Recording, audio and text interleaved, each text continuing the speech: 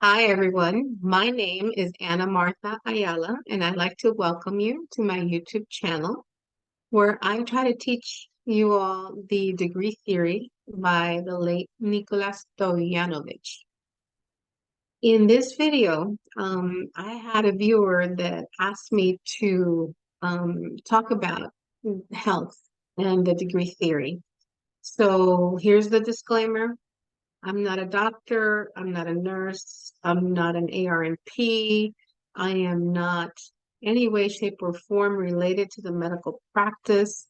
Do not follow my medical advice. This is only from my personal experience and also the astrology.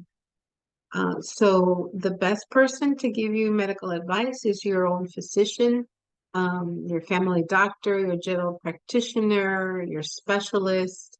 But this is what the degree theory says about the sixth house and your health. So first, I wanted to discuss my personal experiences. Um, and then I will discuss the health issues that may come up based on your rising sign and the sixth house, according to astrology. So I am not a medical astrologer. I happen to find one who I think she's very good. She knows a lot. Her name is Kira Sutherland. I'll put her contact information below. So if you guys are interested in medical astrology, I think that she's the person to go to. Also, Judith Hill has a lot of books on medical astrology.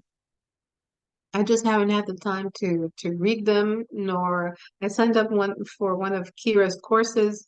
I've only gotten through part one of her lecture, so but I find her very good, very knowledgeable. The only thing is medical astrology, there's not very defined stuff like one part of the body can be ruled by different planets and different signs and stuff like that. And I don't like that, to be honest with you. I like very straightforward. Okay, this is what it is. One, two, three. That's why I love the degree theory, right? This is what it is and this is why. But from personal experience, because my son was asthmatic when he was little, and his pediatrician basically saved his life. And this pediatrician actually taught me how to see a middle ear infection. He taught me how to listen to the lungs and recognize when he was wheezing. Um, I mean, I couldn't thank this man enough because I was at the every weekend I was at the doctor's office with my son, right? So one of the things that he told me was that fever is caused by infection or inflammation. So it's not always an infection that the fever is your body's responding to. It could be inflammation as well. The other item that I wanted to point out that may help some people is what I experienced with my mom, who passed away in December of 2021. She was diagnosed with cancer, but she didn't die from the cancer. She died from dementia. And before she had surgery, she was 82 when she was diagnosed. Um, she's Sun in Aries and a Scorpio rising. So it's just ruled by Mars. She was a little sergeant, right? She was very determined, very like, this is what I want, this is when I want it, and this is how I want it type of person. So, and she was very clear before she had the surgery, but then she needed general anesthesia. So I noticed that her cognitive abilities got affected, and that's something that the doctors don't tell you. But you, as the caregiver, um, are the one that's going to be facing the challenges. And at first, I couldn't figure out what was wrong with her because she kept repeating, like she started to repeat stuff, which was not the way she was. She was very clear. She was okay before she underwent the operation, the surgery. So she needed two huge surgeries. And then I saw that with the second surgery, um, her memory function got worse, and then dementia kicked in big time. And it was like you're here and then you went down a cliff. So,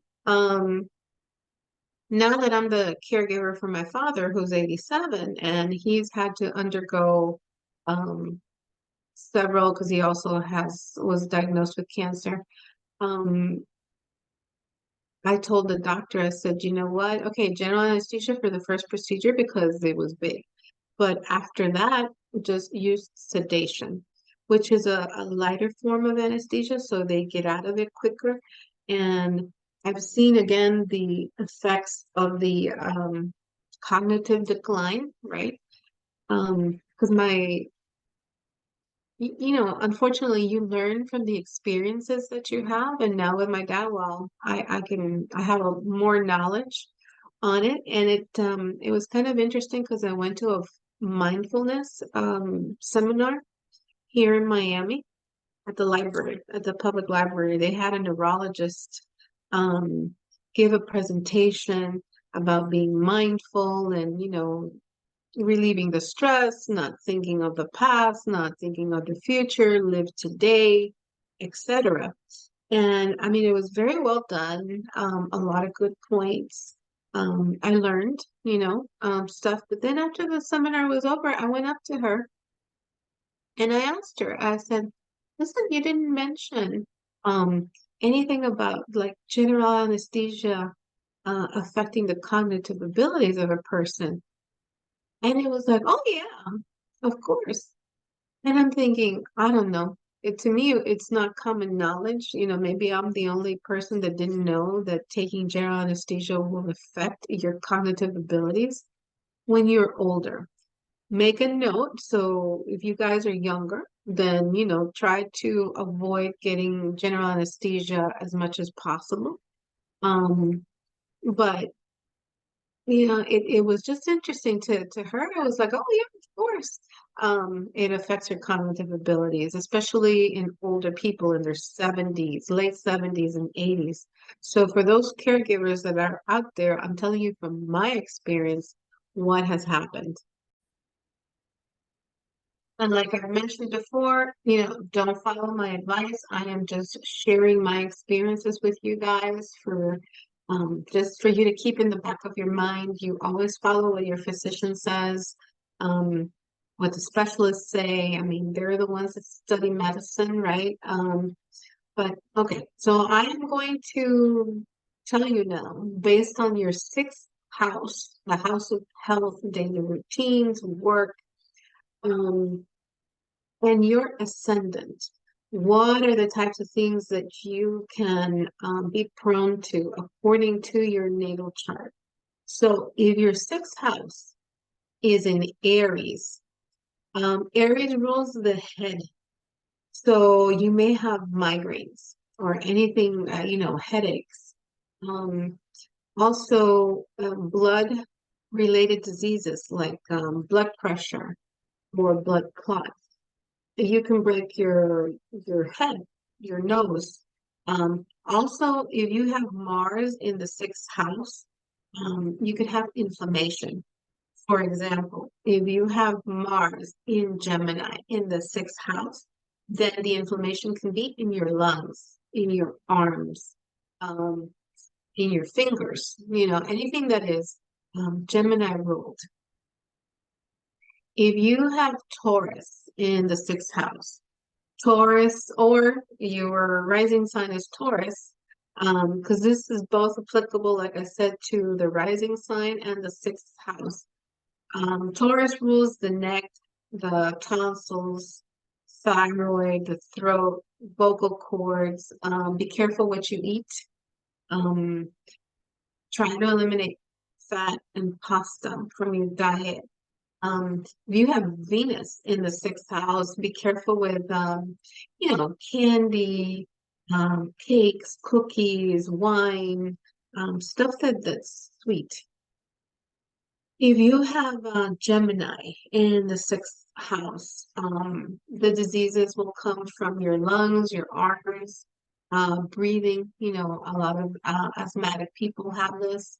The example I gave, Mars in Gemini in the sixth house, um, you can have inflammation in the lungs.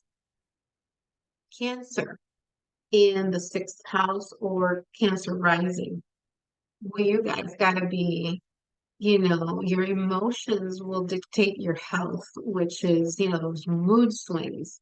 If you're happy, oh my God, your health is wonderful. But if you're sad, then you get depressed and then, you go downhill. Um, the other thing is, cancer rules the reproductive system in women, the menstrual cycle, especially in menopause. And of course, your moods affect your health. So, um, be careful with that. Leo. Leo rules the heart and the spine.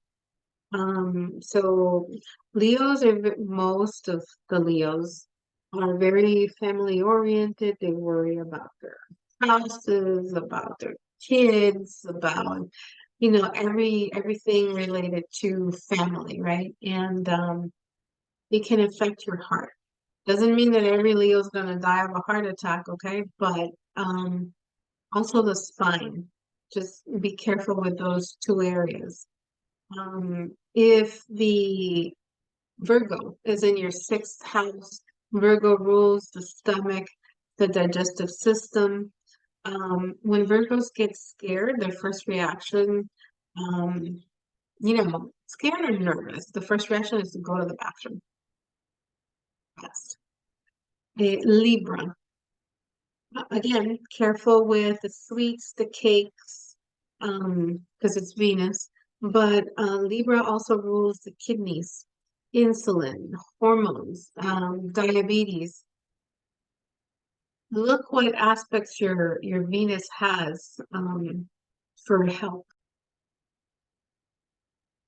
If the sixth house is ruled by Scorpio or your rising sign is Scorpio, then it's the reproductive system, both in males and females. So your prostate, your ovaries, your uterus, and also your colon.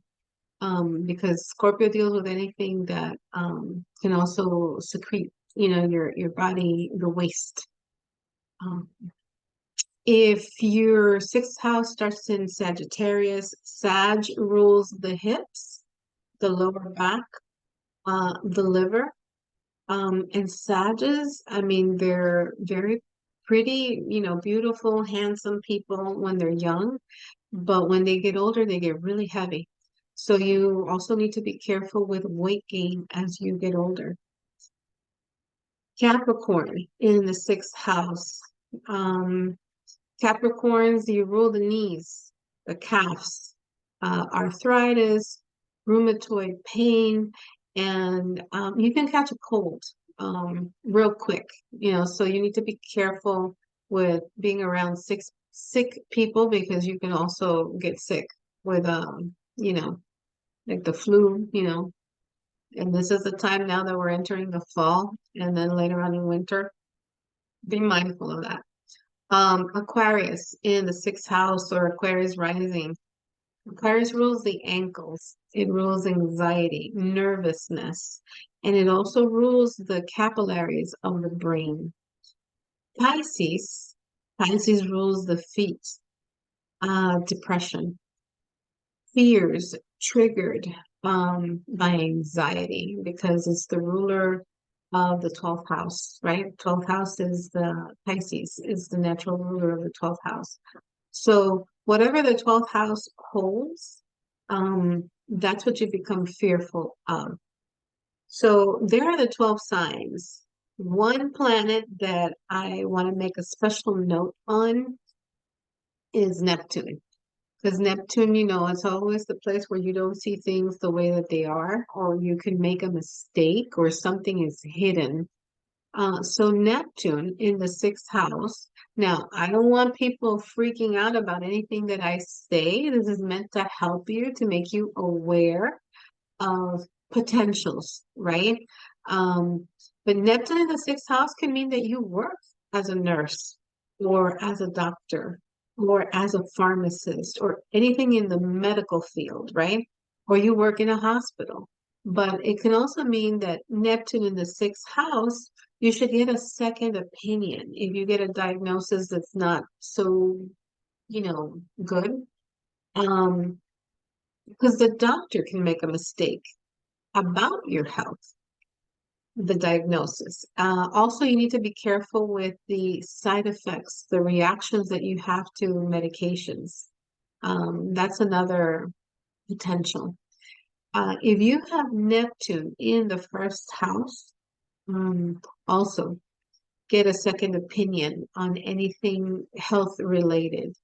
Um, Obviously not if you have a cold and, whatever, a little rash or something like that. I mean, if you want to go ahead, but something serious because Neptune in the first house can deal with a lot of autoimmune things.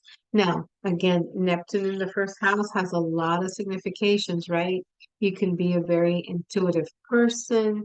Um, you can just be very spiritual. You could love to dance. I mean, again, I'm not trying to scare anybody. It's just from a health perspective. These are the things that the degree theory says, and I have come, across charts that yes, I have found these things. As you all know, I am researching the 18th degree, which is the malefic degree, especially when it comes to health, the devil degree, as Nicola used to say. But that's going to take a lot of years and a lot of charts to come across and to see if there's some kind of pattern or some kind of indication that it is more clear. Because one of the things that I do not like about medical astrology is that there's like some, it's not very specific like the degree theory is. It's like, okay, this part of the body can be ruled by Jupiter, it can be ruled by Venus, and it can be ruled by, or it can be ruled by two or three different signs. So it's like, I'm not the best at that. I like things to be clear cut, very straightforward. So, but like I said, Kira Sutherland, I signed up for one of her webinars. I've done the first part and it is, I mean, she knows what she's doing. Also, the Judith Hill, I have gotten some books about it, but that's like for my own personal knowledge. I am not a medical astrologer, nor do I want to be a medical astrologer. I'm just sharing stuff that I know. And also, according to the degree theory, what are the parts of the body that are affected by the signs and the planets, obviously.